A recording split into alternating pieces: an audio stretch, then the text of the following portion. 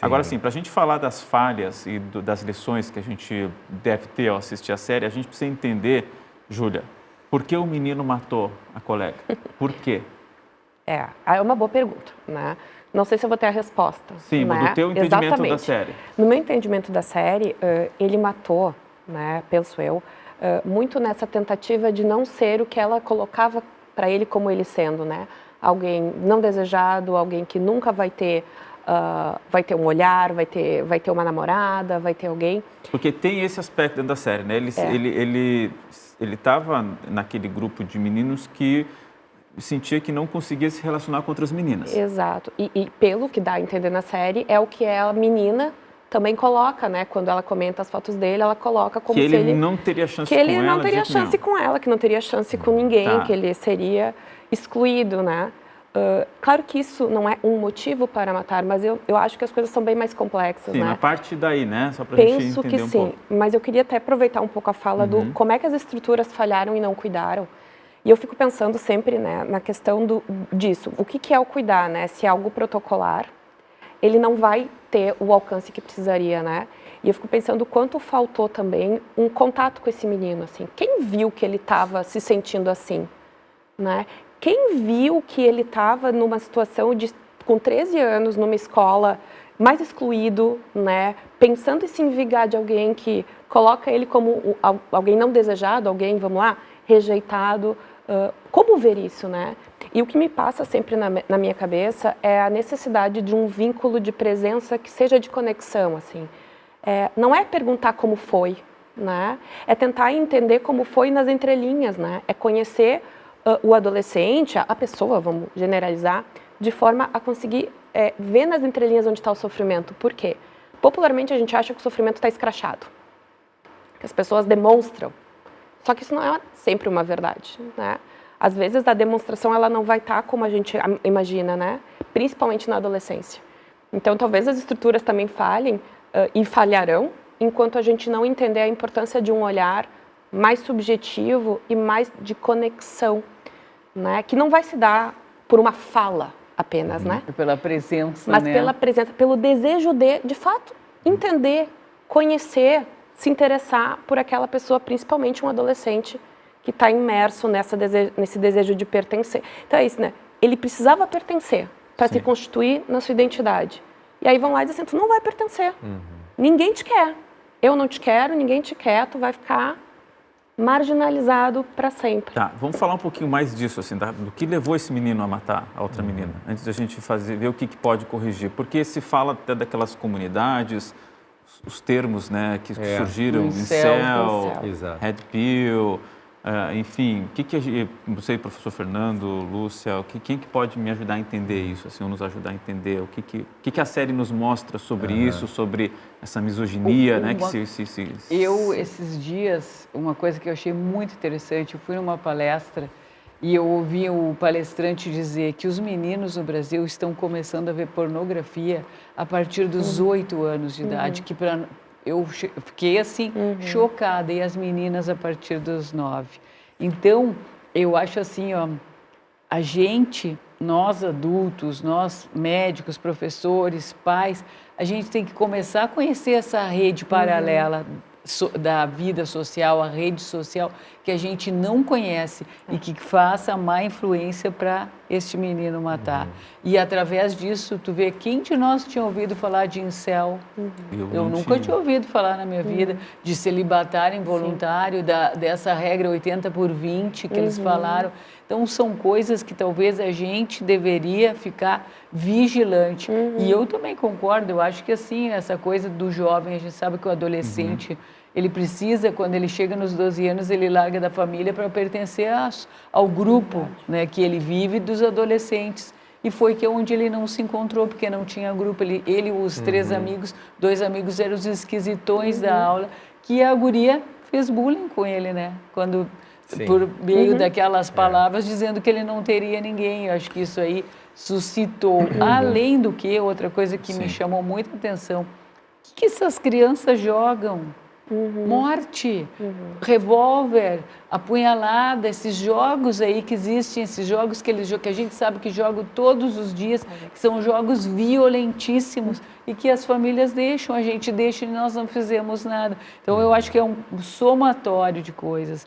É o bullying que a menina fez, é jogar na internet jogos violentos, é pertencer a redes sociais que te levam, te incitam à violência, fazem isso do celibatário involuntário, tu não te sentir pertencente, é uma coisa da idade. Eu acho que juntou tudo para levar esse menino a apunhalar a moça. Uma reportagem de GZH aqui na Zero Hora tem as explicações, vou ler resumidamente. Na Incel, isso que a Lúcia disse, o termo vem a partir de celibatário involuntário e descreve homens que se sentem incapazes de ter um envolvimento amoroso, mesmo desejando se envolver com alguém. No entanto, com o tempo, o termo ganhou uma conotação misógina, fundamentado na ideia de que as mulheres são as responsáveis pelas frustrações amorosas e sexuais sofridas pelos homens.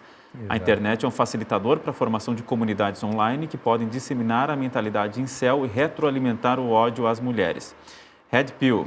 O termo faz referência ao filme Matrix, no qual o personagem escolhe entre a pílula azul, Blue Pill, que manteria a pessoa na ignorância e assim acreditando em todas as mentiras propagadas pela sociedade, e a pílula vermelha, aí sim, Red Pill, que faria com que a verdade fosse acessada. E grupos misóginos se apropriaram da metáfora, propagando Red Pill como um acesso para enxergar o mundo de forma correta, entre aspas, mostrando que os homens são injustiçados e estão à mercê socialmente, economicamente e sexualmente do poder e dos desejos das mulheres. Na série é mostrado como conteúdos de ideologia Red Pill podem influenciar os jovens, como esses conteúdos podem influenciar os jovens. Aí eu insisto aqui nessa questão, porque o próprio menino acho que fez referência a esse isso, né? O Andrew Tate, ou ele ou a menina, falou desse cara aí que foi preso por sequestro de mulheres, abuso de mulheres. Mas ele admite que estava inserido naquele contexto, né? Não, eu acho que não apenas ele admite, como assim ele usa um vocabulário que, bom, no nível que eu trabalho e pesquiso, ele é amplamente conhecido. Essa sigla é amplamente conhecida, né? Então o senhor já conhecia, já sabia do incel? Não, para mim, sobre esse aspecto não foi nenhuma novidade. Assim, inclusive tem uma série de outros filmes que lidam com isso também na Netflix. Agora, eu queria pegar a pergunta que tu colocou, que eu acho que é uma pergunta que segue a gente o tempo todo, né? A gente também tem um pouco isso, a gente quer saber quem é o culpado e depois de identificado foi o João, por que o João fez isso? Eu acho que todo mundo é meio, eu também sou. Eu queria dividir ela em duas partes, assim. Eu acho que, sim, o guri é o culpado. Agora, a sociedade é culpada também. Isso não elimina, eu não quero aqui entrar num discurso que, bom, então qualquer pessoa vai dizer que foi a sociedade. Não. Agora, a justiça sempre tem atenuantes. No caso do guri, um dos atenuantes é eu não entendo muito de justiça, ele tem 13 anos, ele não tem autonomia, né? Então, o gesto que ele fez de matar é diferente se eu tivesse pego uma faca e matado uma outra pessoa de 68 anos da minha idade. Eu tenho autonomia completa.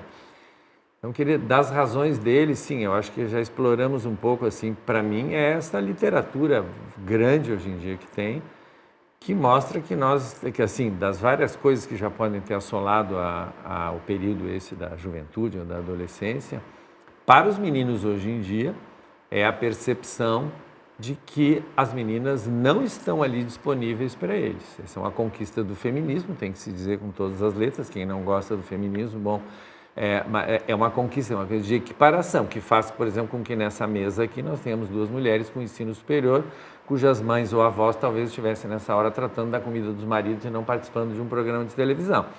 Assim, enquanto o homem eu estaria aqui de qualquer maneira, porque alguém estaria fazendo serviço para mim. Então, acho que o menino fala, ele verbaliza isso ao longo de mais de um momento, né?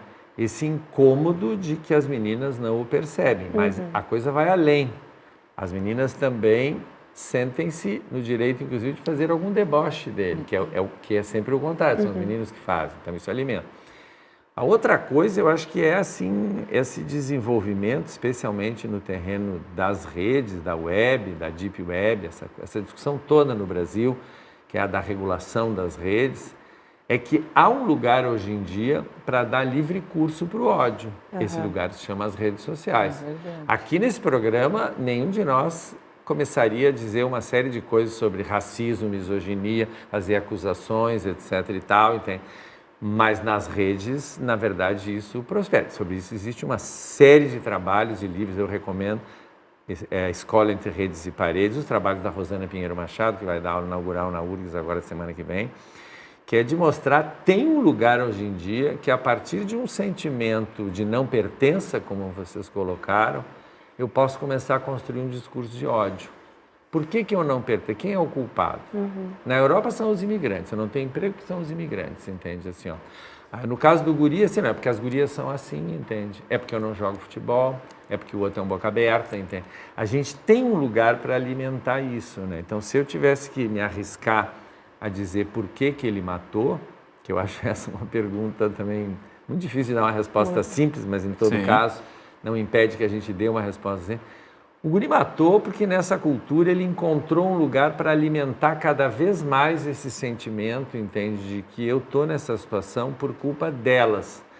Aí ele diz claramente, eu escolhi esta menina naquela noite porque ela tinha sido chamada de vadia, tem lá os termos, tem todo um vocabulário em inglês. Ela tinha sido chamada de vadia, ela tinha tido as suas fotos expostas, então ela estava carente. Então, nesse momento, ela poderia me aceitar. E ele disse que tentou, nesse momento vulnerável dela ainda, né, fazer uma aproximação e que ainda assim ela o rejeitou. Ela e aí disse veio a seguinte frase, assim, ó, eu não estou tão desesperada assim. Eu parei e voltei Ou ali. seja, é algo Ela disse humilhante assim, para não, ele. eu não estou tão desesperada assim para cair nos braços do primeiro. É assim, na verdade eu não gosto de ti. Humilhado. Eu já estou inventando o que ela disse. Sim, ela não, disse mas mais ou foi menos. mesmo. Agora, aí tem uma coisa que nós estávamos falando ali, que é o seguinte, assim, ó, agora o guri também foi para o encontro levando uma faca, né? Isso aí também não pode ser esquecido. Então, não é assim, ela disse isso, eu fiquei bravo, dei um tapa nela. Né? Empurrei ela no chão. Não, eu peguei uma faca É algo premeditado. que estava ali, aí a polícia e a justiça não tem bom. Houve uma premeditação. Eu acho essa coisa uma enrolação, mas em todo caso, assim, nós estamos cheios de cenas dessas aqui também, né?